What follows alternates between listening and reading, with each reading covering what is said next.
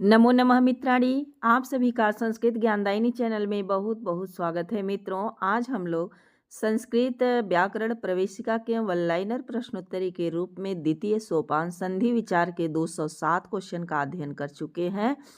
इसके पहले आज हम लोग इस वीडियो में 208 नंबर के क्वेश्चन से अध्ययन की पुनः शुरुआत करते हैं। तो चलिए देखा जाए। हमारा 208 नंबर पर है कि पूर्व रूप संधि करने वाला सूत्र कौन सा है। तो यंगः पदांतादति जो है पूर्व रूप संधि करने वाला सूत्र है। यंगः पदांतादति को परिभाषित कैसे कर सकते हैं। तो करें कि पदांत होना चाहिए। क्या होना चाहिए। तो ए और ओ के बाद अ आवे तो दोनों स्थिति में पूर्व और पर के स्थान पर क्रमशः क्या आदेश हो जाता है। तो एकार और ओकार आदेश होता है। क्या हो कि पदांत ए ओ के बाद अ आए तो दोनों ही स्थिति में पूर्व और पर के स्थान पर क्रमशः जो है एकार ओकार आदेश हो जाता है। इसको हम लोग उदाहरण से समझेंगे तो और अच्छे से समझ लेंगे। आगे हम देखते हैं, क्वेश्चन दिया है कि पूर्व रूप संधि होने पर बाद वाले अ के स्थान पर क्या चिन्ह, कैसा चिन्ह, मतलब कि अवग्रह का चिन्ह प्रयोग उपस्थिति की सूचना मात्र देने के लिए किया जाता है।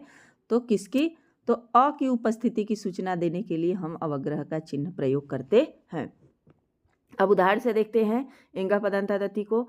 हरे कह रहा है कि ए के बाद क्या आए। तो कह रहे हैं कि अ आए। ए के बाद अ आए तो अ के स्थान पर तो खंडाकार अ हो जाता है, लेकिन आगे वाला जो रूप होता है वह जैसा का तैसा मिला देते हैं और बन जाता है हरे व, माने पूर्व रूप हो जाता है। अगला हमारा है क्वेश्चन कि विष्णु धन अव का संधि विच्छेद क्या होगा। तो विष्णु में भी क्या है, आपका ओ है और ओ के बाद क्या है, अव है। मिल करके यह विष्णु वैसे ही रह गया और अ जो है खंडाकार अ में बदल करके यंगः पदांतादति से यहाँ पूर्व रूप संधि हो गया विष्णु धन अव। इसी तरह हरे धन अव, विष्णु धन अव, मतलब कि हरेव विष्णुव आदि किस संधि के उदाहरण है। तो पूर्व रूप संधि के उदाहरण है। यंगः पदांतादति पूर्व रूप संधि विधायक सूत्र किस का अपवाद प्रस्तुत करता है। तो यह एचो एवा यावह का अपवाद प्रस्तुत करता है। क्यों, तो हमारा एच प्रत्याहार में भी आपका आ जाता है ए, एच प्रत्याहार में ए ओ और ए ओ यही आता है। तो ये दोनों तो छोड़ दीजिए, लेकिन एंग में हमारा ए और ओ आ जाता है। तो ये कहता है कि ए और ओ के बाद यदि कोई असमान स्वर आए तो ए के स्थान पर आए, ओ के स्थान पर औ हो जाता है। लेकिन यहाँ ए अय और न हो करके पूर्व रूप हो जा रहा है, जैसा पूर्व में रूप है वो इसी तरह रह जा रहा है। तो यह एचो एवा यावह का अपवाद सूत्र हो जाएगा। करें कि गो शब्द के आगे अ आवे तो प्रकृति भाव होता है। और कैसे होता है, तो विकल्प से। यदि गो शब्द के बाद में या आगे क्या है, अ आए तो विकल्प से प्रकृति भाव हो जाता है। और किस सूत्र से होता है, तो सर्वत्र विभाषा गो सूत्र किस सूत्र के प्रसंग में विकल्प प्रस्तुत करता है। तो यह यंगः पदांतादति के विकल्प में यंगः पदांतादति सूत्र के प्रसंग में विकल्प प्रस्तुत करता है। अगला हमारा क्वेश्चन है कि गोधन अग्रम का सर्वत्र विभाषा गो कृत संबंधित रूप क्या होगा। तो सर्वत्र विभाषा गो प्रकृति भाव करता है और प्रकृति भाव होने के बाद कोई संधि नहीं होती है, तो गो अग्रम ही रूप रह जाएगा। प्रकृति भाव न होने की स्थिति में यह किसका विकल्प प्रस्तुत कर रहा है, तो पूर्व रूप का। तो क्या बन जाएगा, खंडाकार अ होकर के गो अग्रम बन जाएगा। गो शब्द के आगे अ आए तो विकल्प से प्रकृति भाव करता है। विकल्प से कौन करता है, तो प्रकृति भाव सर्वत्र विभाषा गो करता है। सर्वत्र विभाषा गो जो सूत्र है गो किस संधि का विकल्प प्रस्तुत करता है, पूर्व रूप संधि का। गोधन अग्रम, गो अग्रम और गोग्रम, यह किसका मतलब कि विच्छेद है, तो गो अग्रम का ही विच्छेद है। लेकिन गो अग्रम जो प्रकृति भाव जैसा है ये सर्वत्र विभाषा गो से हो जाएगा, और जो खंडाकार रूप बना है यह यंगः पदांतादति से हो जाएगा। अगला क्वेश्चन है 222 नंबर का कि अवंग आदेश करने वाला सूत्र कौन सा है। तो अवंग स्फोटायनस्य जो है अवंग आदेश करने वाला सूत्र है। गो के बाद कोई स्वर आवे और गो के ओ को विकल्प से क्या आदेश हो जाता है, तो अवंग आदेश हो जाता है। गो के बाद अगर कोई स्वर आता है तो ओ को अवंग आदेश हो जाता है। जैसे गोधन अग्रम की स्थिति में सर्वत्र विभाषा गोह और एंगह पदांता दति के अतिरिक्त कौन सा सूत्र प्रवृत्त होता है, तो यह अवंग स्फोटायनस्य सूत्र प्रवृत्त होता है। कह रहे हैं कि गो के ओ के स्थान पर होने वाला अवंग आदेश किस अक्षर का लोप करता है, तो जो अवंग में ngकार होता है, अंग होता है, उसका लोप हो जाता है। और गोधन अग्रम में अवंग आदेश हो करके क्या बनता है, तो अवंग जब आदेश हो जाएगा तो गवाग्रम बन जाएगा। फिर है आपका गोधन अग्रम की स्थिति में संधि रूप कितने बनेंगे, तो आप देख रहे हैं 3 प्रकार के रूप बनेंगे। और कौन कौन से बनेंगे तो इसको भी हम लोग देख लेते हैं यहीं पर। अगर कि गो अग्रम ऐसा रूप बना तो जानिए कि सर्वत्र विभाषा गो से प्रकृति भाव हो गया। यदि गो अग्रम बना तो ये पकड़िए इंगह पदांता दति से पूर्व रूप संधि हो गया। और यदि ग वा ग्रम बना तो जानिए अवंग स्फोटायनस्य से गवाग्रम हो जाएगा। तो इसी प्रकार से 3 रूप आप हमारे बनेंगे। अगला हमारा क्वेश्चन है कि गो अग्रम की स्थिति में 3 रूप बनाने का कारण क्या है, तो आप जानते हैं कि 2 सूत्रों का विकल्प से प्रयुक्त होना। सूत्रों का जो है विकल्प से प्रयुक्त होने का कारण ही क्या है कि 3 रूप बनते हैं। गो अग्रम में संधि एवं सूत्र है, तो गो अग्रम में आप संधि यदि देखेंगे तो प्रकृति भाव हो जाएगा। सर्वत्र विभाषा गो से संधि मतलब इसका प्रकृति भाव करने वाला सूत्र है सर्वत्र विभाषा गो। गवाग्रम में आदेश एवं सूत्र है, तो अवंग आदेश हो जाता है और आदेश करने वाला सूत्र है अवंग स्फोटायनस्य, और करें उसके बाद दीर्घ भी हो जाता है, तभी तो गवाग्रम बनता है। फिर अगला हमारा क्वेश्चन है कि गोधन अग्रम में संधि एवं सूत्र है, तो पूर्व रूप संधि है, किससे है, तो एगंगः पदांता दति से है। फिर है इंद्र शब्द अगर बाद में रहे और पहले गो शब्द रहे, कहने का मतलब ये है कि गो के बाद अगर इंद्र शब्द आता है तो गो को ओ को नित्य जो है अवंगादेश होता है, उसमें नित्य अवंगादेश वैकल्पिक रूप नहीं बनता है। इंद्र शब्द पर में रहे और गो शब्द आगे रहे, यानी कहने का मतलब गो शब्द के बाद इंद्र शब्द आए तो गो के ओ को नित्य अवंग आदेश करने वाला सूत्र कौन है, तो इंद्रे च सूत्र से नित्य अवंग आदेश होता है। रूप हमारा क्या बनता है, तो गो धन इंद्र में अवंग आदेश होकर के बनता है गवेंद्र। इंद्रे च सूत्र किस सूत्र का अपवाद है, तो यह भी एचो अवयव का ही अपवाद प्रस्तुत करता है। संधि विच्छेद की स्थिति में संधि के बाद भी रहे वही वाली स्थिति, तो उसे हम क्या बोलते हैं, तो प्रकृति भाव बोलते हैं।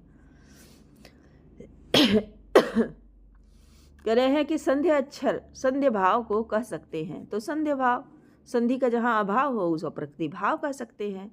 नित्य प्रकृति भाव संधि करने वाला सूत्र कौन सा है, तो प्लुत प्रगृह्य अचि नित्यम, यह नित्य प्रकृति भाव संधि करता है। कौन संधि करता है, तो प्लुत प्रगृह्य अचि नित्यम, यह प्रकृति भाव संधि करता है। लेकिन जितने भी इसके अंदर में सूत्र आते हैं ईदु देवदु वचनम प्रगृह्यम ओत निपातो एक जनांग, ये सभी सूत्र क्या हैं, संज्ञा करने वाले सूत्र हैं, प्रगृह्य संज्ञक सूत्र हैं।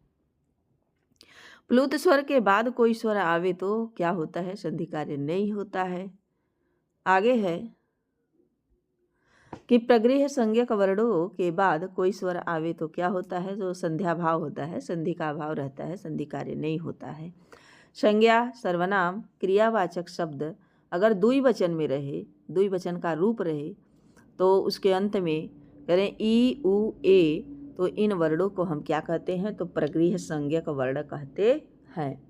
प्रगृह्य संज्ञक वर्ण कहते हैं। ईदु दे द्विवचनम प्रगृह्यम क्या है, संज्ञा विधायक सूत्र है। लेकिन प्लुत प्रगृह्य अचि नित्यम क्या है, यह संधि करने वाला सूत्र है, संधि विधायक सूत्र है, विधि सूत्र है।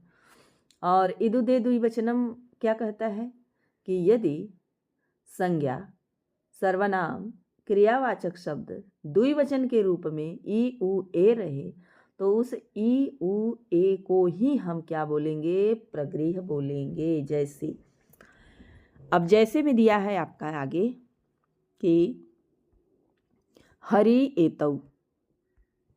हरि क्या है, प्रथमा का द्विवचन का रूप है, विष्णु भी प्रथमा द्विवचन है, गंगे भी, अपचेते भी क्रिया का क्या है, ये द्विवचन का द्विवचनांत रूप है।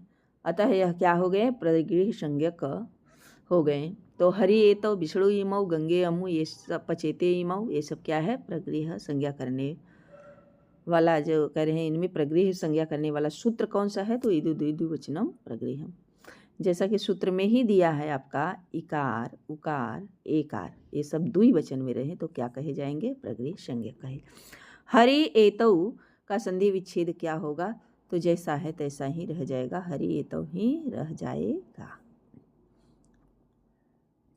पचेते इमौ क्या हो जाएगा, पचेते इमौ ही रह जाएगा। हरि एतौ विष्णु इमौ गंगे अमु पचेते इमौ में प्रकृति भाव करने वाला सूत्र कौन सा है, तो प्लुत प्रगृह्य आचि नित्यम जो है यह प्रकृति भाव करने वाला सूत्र है।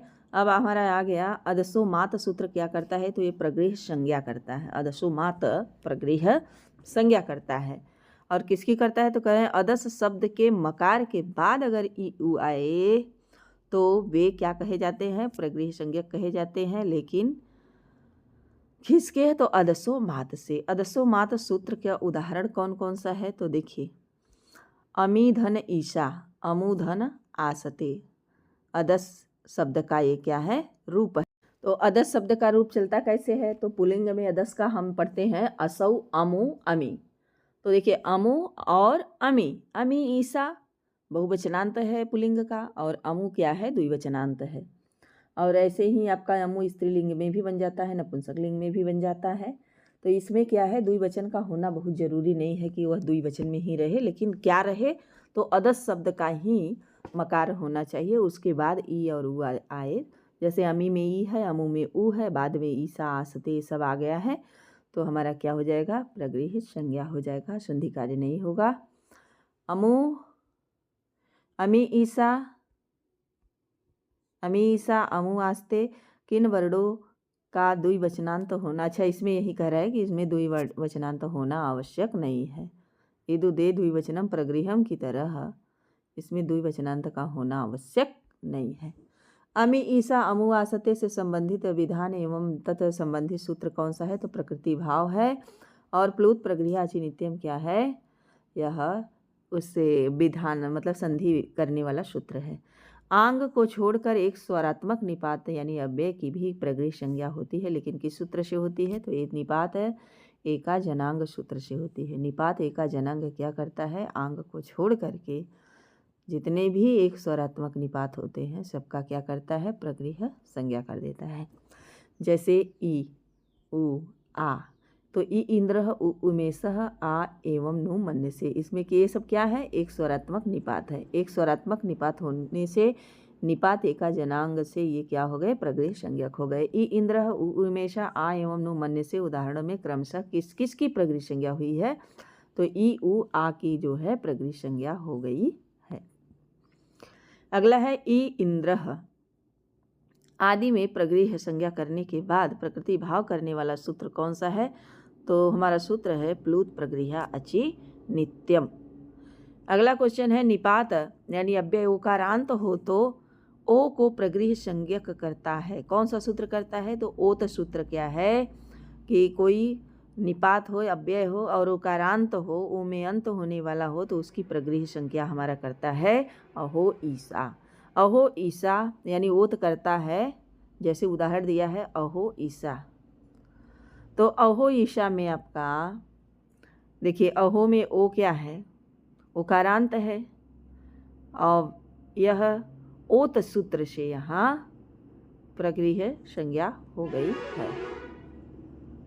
तो चलिए मित्रों आज यहीं तक, इसके आगे का क्वेश्चन मैं अगले वीडियो में लेकर के आऊँगी। यदि आप हमारे चैनल पर नए हैं तो चैनल को सब्सक्राइब कर लें, बेल आइकन को प्रेस कर लें और ताकि हम जो भी वीडियो अपलोड करें उसका नोटिफिकेशन आप तक पहुँचता रहे। धन्यवाद।